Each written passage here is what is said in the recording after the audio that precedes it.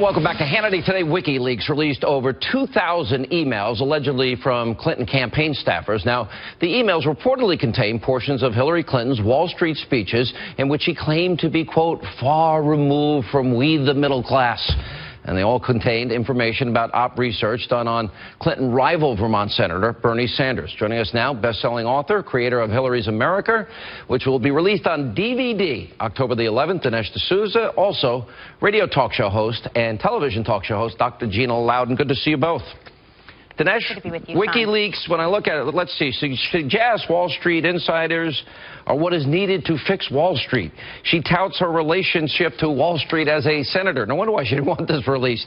Clinton talks about the challenges of running for office and how you basically have to lie and be a phony, and you act one way in public and another way in private. Does this damage her, or is it overshadowed by this tape of Trump? Well, I think the issue with Hillary, in the first debate, Trump was right to emphasize the incompetence of Hillary, the failures of Hillary, but he didn't emphasize what he has himself been calling crooked Hillary. And the WikiLeaks, I think, opens up a window into that, because what Hillary does is that on the public campaign trail, she savages Wall Street. She acts like she's their enemy. But once she gets behind closed doors, not only does she receive large amounts of money from these guys, but she intimates to them, wink, wink, that she's actually their friend, and she's happy to conspire with them against the American people when it's in her interest to do so, when she's paid enough. Yeah. I just got a text from somebody, I haven't been able to confirm this, that apparently that Dr. James Dobson said Trump is a new Christian, and that what he said back in 2005 is probably not the same man today. Do you think the American people would look at it that way, Dr. Loudon, or no way? I do think the American people would look at it that way. Sean, I was thinking tonight, I wish we had one of your, your town halls that you used to do where you had all the people in a room, because it would be interesting to ask a room full of men if they have never said anything remotely like that, aside from maybe pastors and priests, right, in their lives, because I think that was locker room talk. Mr. Trump has apologized.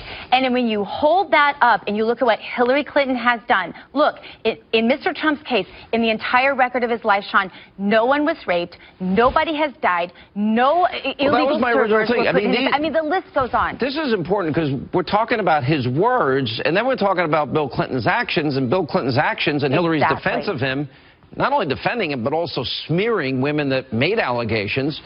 You know, there seems to be huge selective moral outrage here, and everyone's all offended. The person that I laugh the most about is Hillary. He can't be in the Oval Office. She didn't say that about her husband and her husband's actions. While he was in the White House, she went to bat to call Monica a narcissistic Looney Tune. So all these people just saying, oh, Hannity, you got to condemn Trump. All right, his words were wrong. But Bill Clinton's actions are far worse.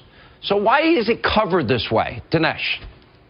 Well, I think that what we're seeing, we have seen a biased media in my entire adult lifetime, but never before have I seen the media so aggressively huffing and puffing to drag this crooked hag across the finish line. That is their objective. And so to some degree, Sean, we're seeing journalists who wear the label of journalism, but they're not really journalists. They're actually doing a political mission for Hillary in this election. Let me go back to a tape I played earlier about Kathy Shelton, and I'm not going to play it, but we played a tape of Hillary Clinton telling the story how she defended a child rapist, and how I even got him to take a lie detector test and forever, told me those things don't work, and then laughed. She ended up getting the child rapist off, and as a result, Kathy Shelton, has gone on to say horrible things about Hillary, that she was portrayed as a lifeline champion of women on the campaign trail, but just the opposite because of the way she attacked her as a 12-year-old girl. Now, my question, Dr. Loudon, is if that was Trump, I bet everybody in America would have seen that tape. I bet most people saw it right here for the first time tonight. This is a whole new level of global corruption we're seeing with the media and with politics, both in the United States and abroad. Let's not forget that even the co-founder of Politico, Sean, said that the media cards are stacked against Donald Trump. This is a conspiracy like we have never seen before come to light, and we are witnessing it, and we have a really clear choice to make between someone who is part of that corruption and somebody who said some things once that I'm sure he regrets, and who hasn't. All right, we're Sean, told I believe that Donald Trump momentarily is is going to be releasing a two-camera statement. So when that happens, we're going to bring it to our audience live. I've got to run. Thank you both. Dr. Loudon, Dinesh, thank you.